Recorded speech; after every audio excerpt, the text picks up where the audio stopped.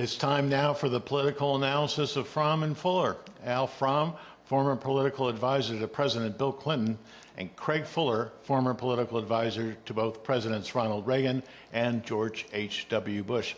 Good morning, all. Al, I'd like to start with you, and we're a couple of weeks away from conventions, and of course, talk is now about what Donald Trump will do in terms of his vice presidential selection. And I guess the big issue today for me is, does that make any difference at all? I mean, is there a reason why we should be spending time talking about, speculating about this kind of thing? It's not going to make any difference at all, and we shouldn't spend at least 2 seconds talking about it. This election is going to be about Donald Trump. He's going to assure that whoever his running mate is a loyal follower, maybe following along on his or her knees. Trump's going to define the election. I can't imagine any of the people who are being considered would deliver anything. Most of them are from states that Trump's going to win anyway, except for, I guess, Elise Stefanik, who's from New York, but she's not going to deliver New York. So there's no state advantage. Every one of them to take the job virtually is going to have to prove what we already know, that he or she is completely unprincipled, because for the most part, they defined Trump as he is in 2016, but when he gained power in the Republican Party, they're all now kissing the ring. So the answer is, it doesn't matter. Trump would never have a vice presidential candidate who would make the race about him or herself. He only wants the race to be about Trump, and he'll get his wish. Craig, you have a long history of working through vice presidential nomination challenges. What's your thoughts? You know, I think that I start from a position of saying I do think it will matter with some voters, and if those voters are the ones that live in these close states and are undecided, then the choice matters. But stepping back, you know, historically, the selection of the vice president is the one thing that a candidate for president does that is so far his choice alone, and it's done after a period of deliberation about different names, how they might help or hurt. I think the notion used to be, well, selection might help in a particular region or a specific state. I think that's become less and less true for sure. But the process is one that's important. And, you know, I can't quite imagine what the process is for Donald Trump. I mean, I think Al is right. He's going to pick somebody where loyalty is absolute and essential. The one question is, can he overlook people who have said things untoward in the past? He probably has to, because many of these people have said that.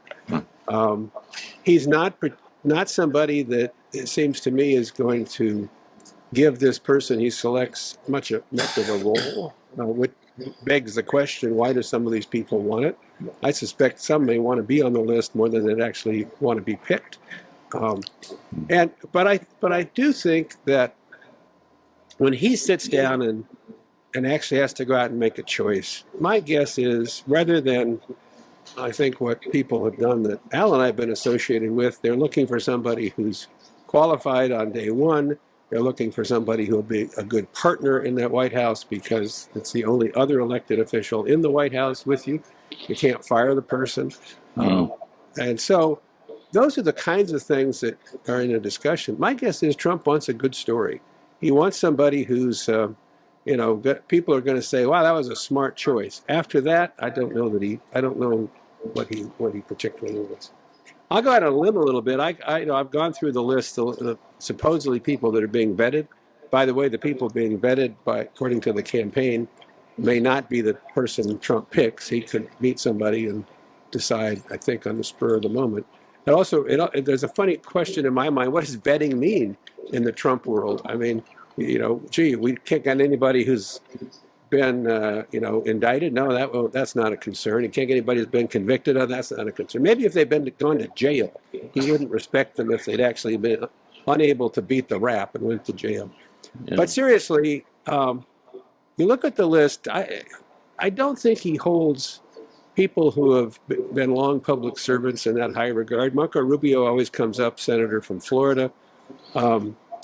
Assuming he could get past the things he said about Rubio and Rubio said about him, I don't know that that's the kind of person that he really wants around him. Tim Scott is almost too enthusiastic, another United States senator. I hear Ben Carson is on the supposed vetting list. I don't really understand that. But the guy that I keep coming back to in my mind is J.D. Vance.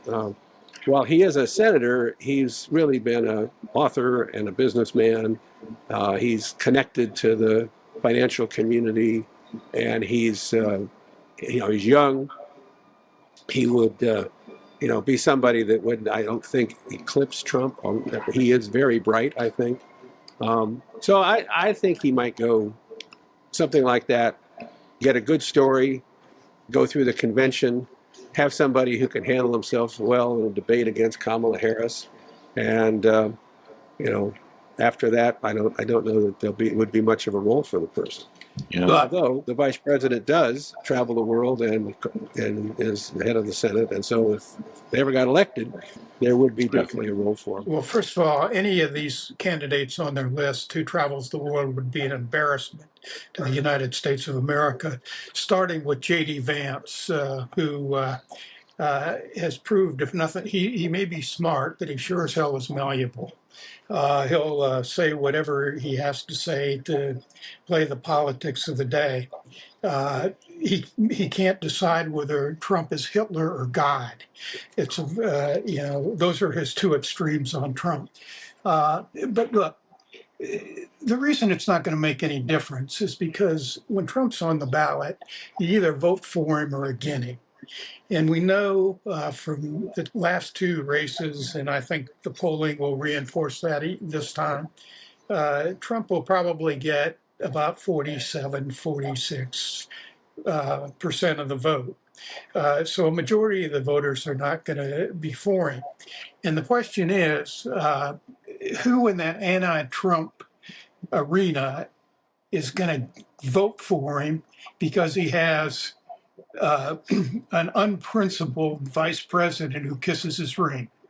I mean, I just don't see anybody pulling any votes for him in that crowd. So will it make? I don't think it'll make any difference. The press has to have something to write about. I think the most important thing that's happening now is, this Republican push to make Biden old and feeble may be opening up an examination of Trump's mental state as well. And I think that's a trapdoor that Trump doesn't want to have opened because, as I've said many times, he is acting more demented every day. It's interesting, incidentally, I saw last night that he's starting to make excuses for the debate. I wouldn't even bet. He's got to fight the moderators now. I'm not even sure he'll debate. But in any event, vice president's not going to matter. Whether in the end the Sharks get him or not may be the most important thing. Craig, before we talk about the debate, a programming note is that Fromm and Fuller will be seen Friday morning rather than on Thursday, so that we can capture your fresh impressions. But in terms of pre-debate warm-ups, where do you think things stand, Craig? I mean, both parties have some challenges with their candidates. They both have challenges. We're in this sort of run-up to the debate phase. I think about it in sort of four parts: the run-up, which is now, and the Biden folks have been basically taking some pretty good shots at Trump, trying to get under his skin. But then there's the pregame kind of show. the spokesman, the commentators, the surrogates are out there on the day of, trying to lower expectations and also talk about what they expect their candidate will do. And then there's the debate itself. I actually hope Biden doesn't you take shots at Trump. I think Trump will be ranting and raving on his own. I hope Biden actually gets to some substance and maybe even embarrasses the former President Trump, about the things he doesn't know, or names he doesn't remember, or people he doesn't know who they are. I mean, there's got to be some clever techniques in this discussion to demonstrate that one of these two people, both of whom are older men, actually has a pretty good command of what's happening around the world, and the other one is lost in trials and fighting judges and that sort of thing, rewriting history. Well, then there's, of course, the spin room, and I'm glad we're not in the spin room. Something that my guess is Al thinks about it as much about it as I do, which is it's mostly an exercise for people who want the candidate to see them spinning, because you can't really tell a reporter to unsee what they saw or to see something that didn't happen, and that's what the spin room is all about. But nonetheless, we'll be spinning on Friday, and we'll have the evening to think about it. My take is that what happens for all these debates is the candidates get over prepared, and they practice all these answers, and so they generally talk past each other. Look, in this debate, both candidates will try to create the lowest expectations for themselves that they can, because they're both probably very afraid of making a mistake. I'm with I'm with Craig, I guess. I think Biden ought to just go in and not try to go on the attack, but let Trump sort of be his own attack man and attack himself. Trump. The rules are going to be interesting, because they're going to shut off the mics of the person who's not speaking. I wonder if Trump will throw one, or he may just try to talk through no matter what, whether the mic's on or off.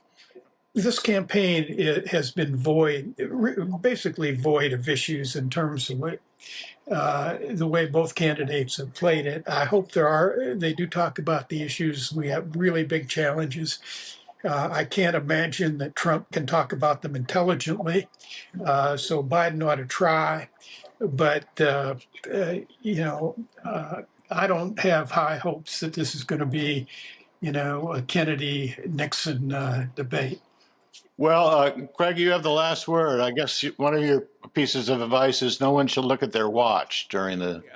No one should look at their watch. I don't know that the great majority of voters will change the way they think about either of these two candidates. The question is, and the challenge is, and what I'm sure is in Biden's mind, I'm not sure what's in Trump's mind, is how do you affect those voters in the middle? How do you move those voters in the close state who, in a way, haven't been paying as much attention and are not as knowledgeable about the facts today with respect to the economy and jobs and that sort of thing. So a little education could go a long way. For these guys, maybe they ought to take the Hippocratic oath and say, do no harm. The one who harms himself is probably going to lose. All right, we have to leave it there. Al Fromm, Craig Fuller, thank you so much indeed. We will see you next Friday.